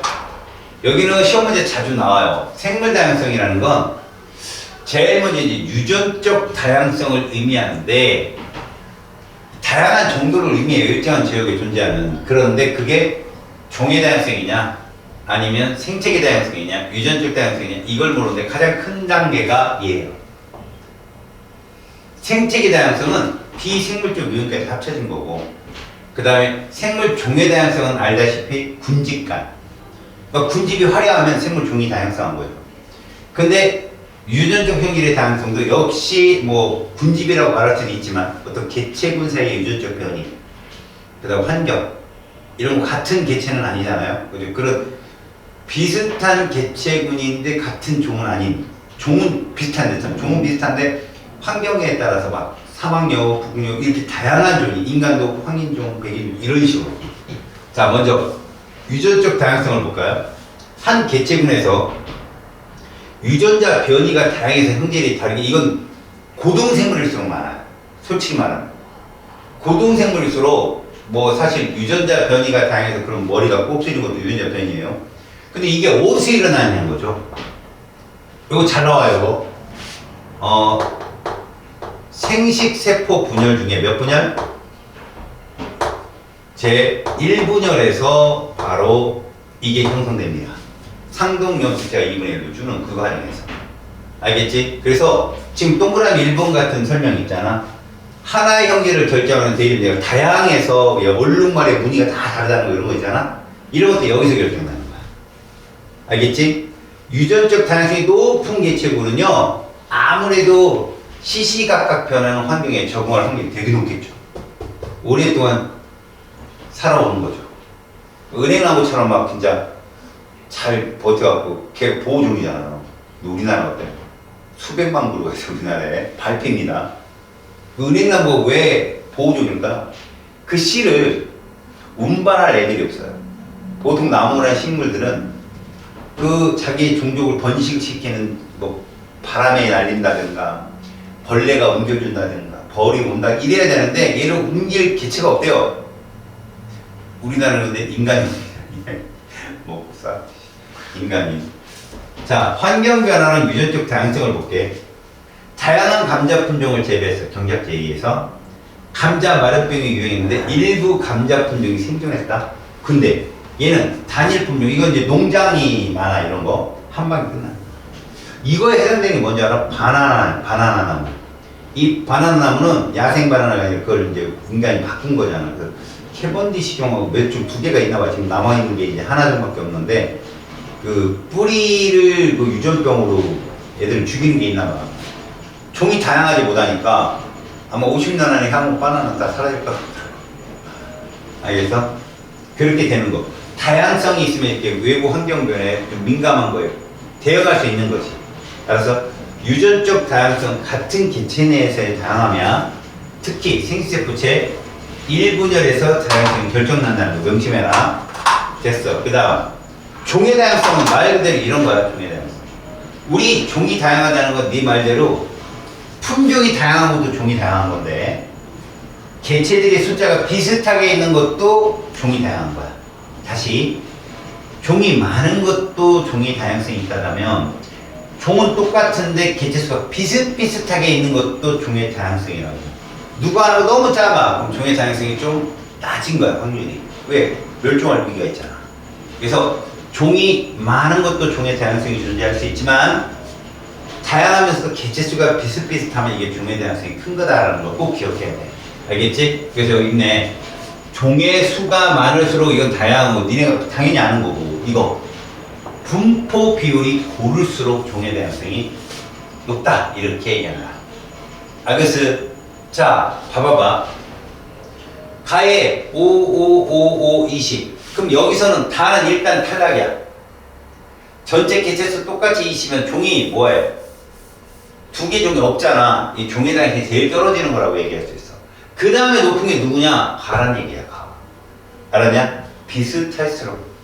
알겠지? 그래서 가의 종의 다양성은 가장 높고 그 다음 나하고 다 같이 높다 이렇게. 알겠어요? 명심해라. 개체수가 골고루 있는 것도 비율이 고른 것도 종의 다양성이 큰 거다라고 할 수 있다는 거 하나 잘 나온다 시험에.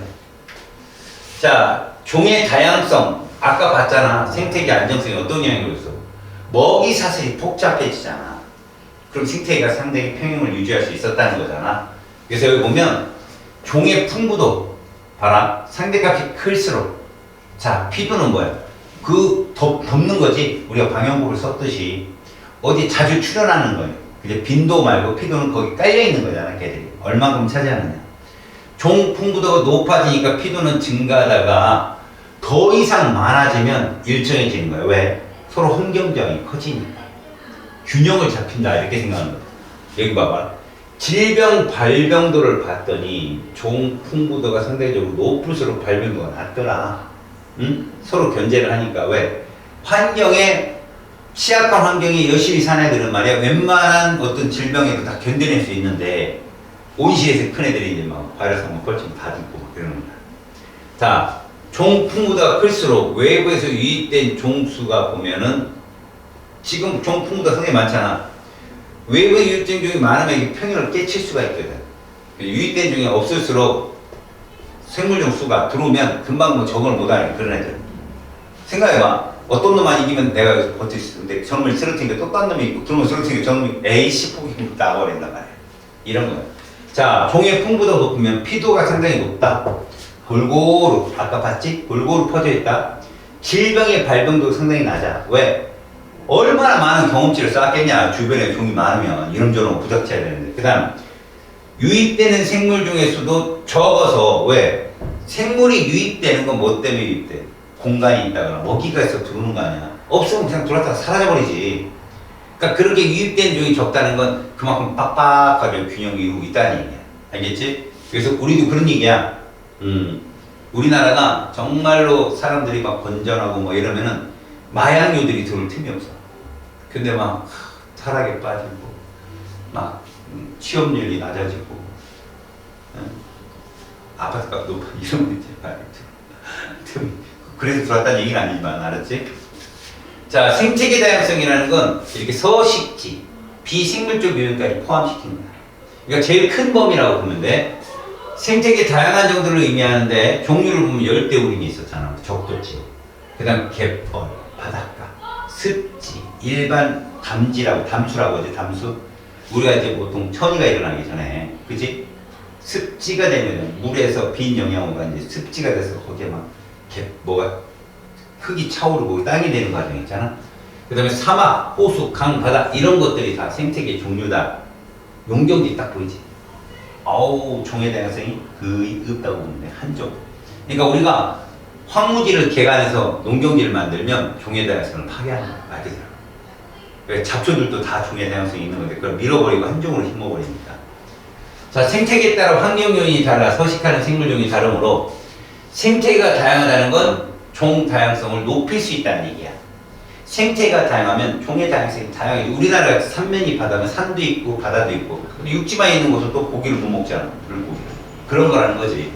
자, 두 생태가 인접한 곳은 모두 이용하는 생물종이 서식해서 오히려 종의 다양성이 더 높을 수 있다. 그러니까 갯벌이 되게 좋은 게 동해안은 갯벌이 없잖아. 그지? 근데 서해안은 갯벌이 있잖아. 그래서 서해안에는 밀물, 들물이 되면서 새들이 이렇게 많이 와. 이제 뭐라 그래? 철새들이. 도래지가 막 서해안 산도 있고. 왜? 먹을까 풍부하니까. 먹을 게 많으니까. 많다는 건 종의 다양성이 풍부한 거고. 망둥이, 꿀망둥이 뭐라고 하던데. 했던 거. 그 다음에 그 속에 사는 거. 이거 뭐라고 하지? 아씨, 까먹었어. 근데 그런 애들 어릴 때 진짜 많이 먹었는데 가재같이 생겼는데 뭐라고 하지? 까먹었어. 진짜 그런 애들이 많아. 이 갯벌에. 우리는 꿀망둥이라고 했어. 눈깔망둥이라고 했는데 그래서 톡톡 튀어다니는 애들이 있어. 그렇게 잡아먹던데 구워 먹고 낚시 진짜 잘하시는 분이 한자인데 그 가재처럼 생긴 거 이렇게 올라오는 토시라고 뭐라고 하는데 아이씨 하여튼 그 되게 많아 그런 것들이. 그리고 여기는 민물과 썰물을 교차하는 곳이라 숭어, 붕어 이런 애들 다 살아 여기에. 그 다음에 생물 다양성과 구성과 기능. 개체들 사이의 유전적 다양성은 군집의 종 다양성을 유지하는 데 기능을 하고 군집의 종 다양성 다시 생태계 안정성과 다양성 유지는 원칙이 된다. 시험 문제. 군집 종 다양성하고 유전적 다양성 시험이 정말 많이 나와. 생태계 다양성들이 금방 알아. 생태계 다양성이 그러니까 결국 유전적 다양성이 군집 종의 다양성을 지탱해주고 그 종의 다양성이 자식 생태계 다양성을 지탱해준다 이런 뜻이야. 알겠지? 자, 생물 다양성과 생태계 평형 아까 봤지? 왼쪽보다는 오른쪽이 불안하다. 종의 다양성이 많아야 먹이 구물이 복잡해야 생태계 평형이 유지하기 쉽다. 이게 끝이야. 이거 됐죠? 다음 생물 다양성과 생물 자원 이용. 이건 아무리 봐도 좀 전문 지식이 좀 필요해. 여기 보면 뭐 누에꽃이 목화 이거 우리가 다 알고 있는 거니까. 그죠? 의약품 원료 있잖아. 버드나무, 아스피린, 살리실산이라는 거거든. 페니실린, 그 다음에 주목, 항암제. 주목나무가 좀 두껍게 올라오는 나무들이 있어. 거기 있는 열매 이런 것들. 그 다음에 뭐 휴양림. 그 다음에 이런 일반적인 종의 다양성이 되게 많아야 결국은 우리가 얻을 수 있는 자료들도 되게 많아. 식물에서 얻어내는 의약품도 되게 많거든. 천연의약품도. 종의 다양성이 많으면 그렇게. 그래서 요즘에는 뭐 이렇게 씨앗은행 해가지고 우리나라도 있죠. 그 노창 노르웨이 그쪽에도 있고 뭐 씨앗은행. 그러니까 전멸이 가능한 그렇게 씨앗을 숨겨놓는 이유가 세상은 계속 바뀌고요. 그 다음에 어떤 가치 있는 종류에도 뭔가 나중에는 지금은 과학기술이 없으니까 못 찾잖아요. 그런 것들이 분명히 나중에는 과학기술이 발달하면 거기서도 충분히 인간들이 우리 후손들이 쓸 수 있을 게 있을 거다라고 생각해서 보존하고 있는 거죠. 알겠습니까? 요렇게. 자, 다양한 정도를 나타내는 생물 다양성에 포함되는 세 가지 의미 뭐라고? 유전적 다양성, 종의 다양성, 생태계 다양성. 이 세 줄. 이해갔어요?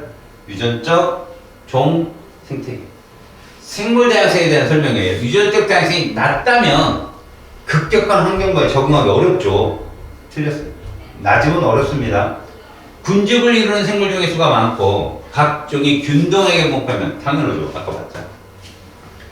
그 다음 어떤 지역에 존재하는 생태계가 다양할수록 당연한 거죠. 생태계가 다양할수록 왜요? 뭐 바닷가에 근접한 적도 있고 그게 민물하고 맞닿고 그 다음에 뭐 호수도 있고 이런 건 종의 다양성이 상당히 많아져요. 생태계 다양성이 많아지면. 벼를 재배하는 농경지 아이고 부끄럽죠 이거. 표 하나밖에 없는데 뭘 열대우림이 더 많죠. 그러니까 오히려 개간하지 않은 농경지가 아닌 황무지가 종의 다양성이 훨씬 높은 편이에요. 갯벌과 습지, 종 다양성이 높죠. 당연히 인접지역이잖아. 습지나 이런 거 왜? 물하고 육지 아니야. 그게 인접하고 있으면 무조건 종 다양성이 큰 겁니다. 자, 생물종 수가 많아. 종 다양성이 어떠면 먹이 구물이 그러니까 낮으면 단순해서 생태계 평이 쉽게 깨진다. 이래도 답이잖아. 거꾸로만 가도 되네. 근데 다시 좋은 말로 한다면 높으면 복잡해서 깨지지 않는다. 그쵸? 참 답은 이렇게 하도 답이 저렇게 하도 답이. 맞지? 자, 식량으로 사용되는 거 쌀이죠. 옥수수고요. 의복이 재료 목화고요. 의약 원료 푸른 곰팡이 버드나무 껍데기. 아셨습니까? 서로 다른 지역이에요. A, B, C, D가 다 있나요? 여기 A 있고요. B 있고요. C, D 있어요. 근데 왠지 얘가 좀 외로워 보이지 않아요? 요거 맞죠? 종 B가 하나밖에 없는데 여기 종 B가 그래도 4개나 되네요. 이 종의 다양성이 좋은 거예요. 그치? 골고루니까. 가보다는 나의 서식하는 식물 종수는 똑같아요. 맞죠? A, B, C, D 종수는 똑같잖아요. 지금 보면 얘가 골고루잖아. 그 기호가 틀린 설명이죠. 종이 더 많다고 했으니까. 가보다는 지역 나에 종이 더 고르게. 이게 맞죠. 종이 고르게. 지역 가보다는 지역 나에서 종 나에 없다. 그 니은 것이 답이 될 수 있죠. 자, 감소 원인이 뭡니까? 서식지가 파괴되고 그것이 도로화되고. 그래서 우리가 생물 그 종다리 있잖아. 다리 생태계 두성다리 있잖아. 연결되는 거 위에 그것도 설치하고 그러는 거거든요. 그러니까 서식지가 여러분 봐봐요. 단편화됐다는 것이 무슨 말이냐면 분할이 되잖아요. 서식지가 분할되면 그 개체군의 크기가 작아진다는 거 아는 거냐? 여기 차라리 이 넓은 면적 주위에 도로가 있으면 괜찮은데 이 가운데 가로지르는 도로가 생기면 괴리가 생긴다는 거죠. 그래서 개체군 전체의 크기가 줄어든다는 게 생태계가 나뉠 수도 있다는 거죠. 그리고 또 로드킬이 심하고요. 그렇게 그러니까 종다양성을 감소시킬 수 있다. 서식지가 단편화되는 거. 당연히 파괴는 뭐 요즘 나무 베고 사람들이 자꾸 치고 그럼 침팬지들이 자꾸 없어지고 이런 게 다 이런 거거든요. 우리나라도 그런 경우가 있죠. 지금 산을 파괴해서 아파트 짓고 그러잖아요. 서식지가 분할되면 생물종의 이동이 제한되고 고립되고 단편화된 서식지에서만 교배가 일어나 유전적 다양성이 감소하게 된다. 아까 얘기했잖아요. 넓은 면적이 되지 않고 가운데 가로지르는 길이 생기고 이러면 서식지가 좁아져요. 그럼 거기 있는 애들끼리만 교배가 일어나고 종의 다양성이 감소할 수밖에 없죠.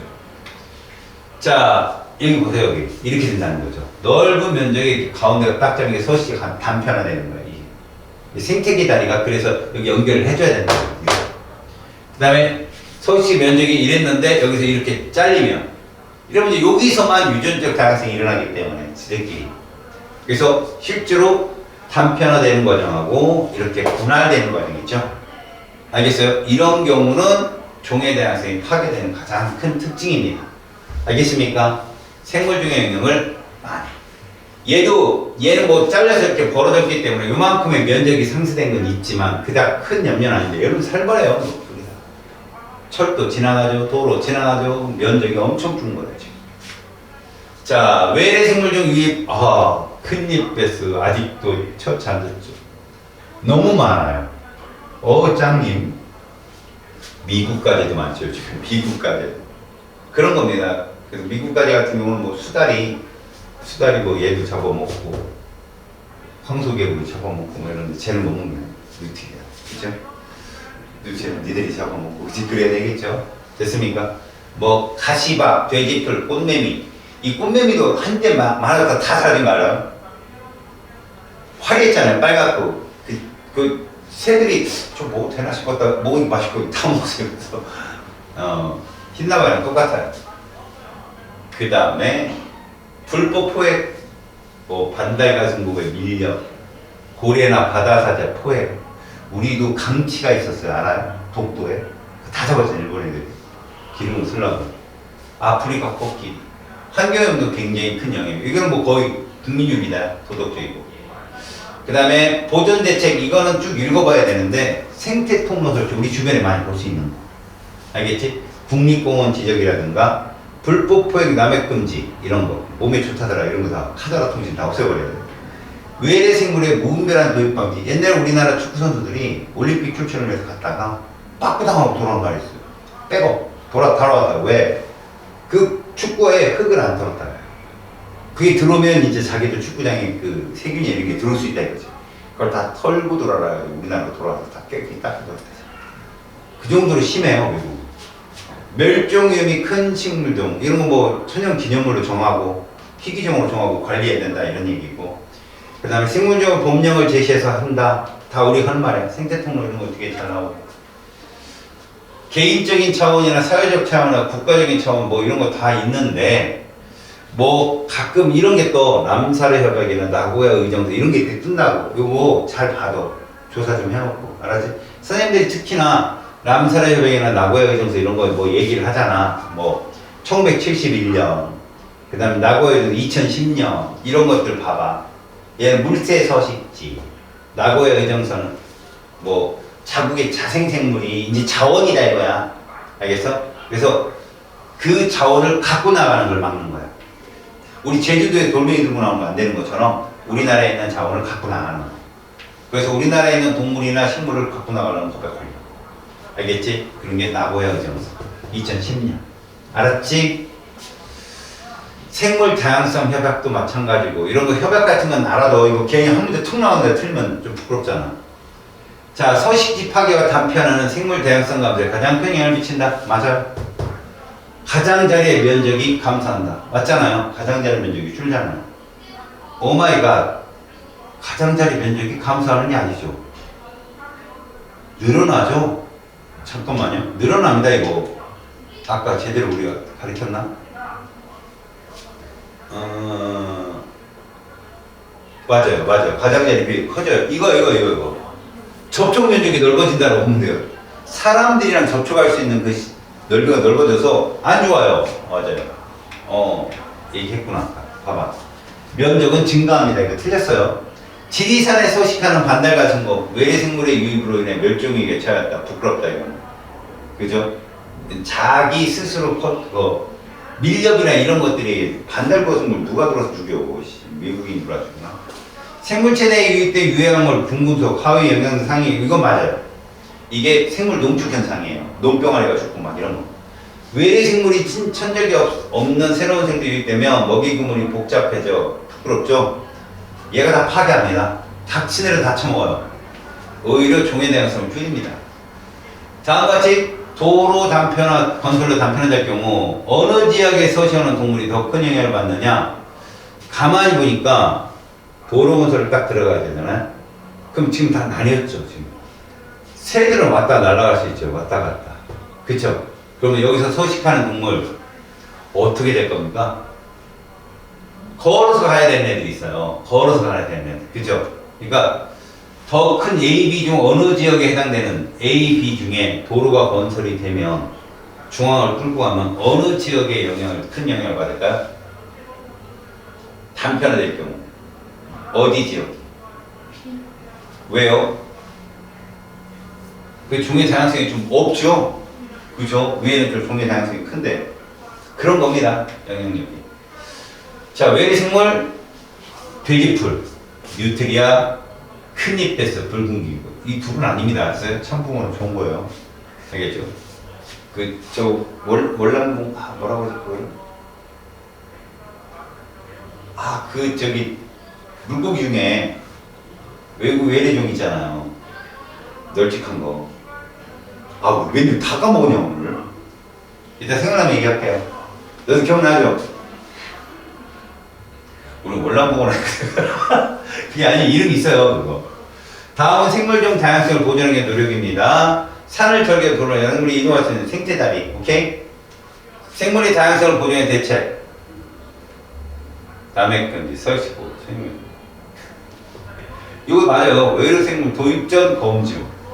남해금지, 서식지의 단편화. 부끄럽네요. 2번은 옳지 않겠죠?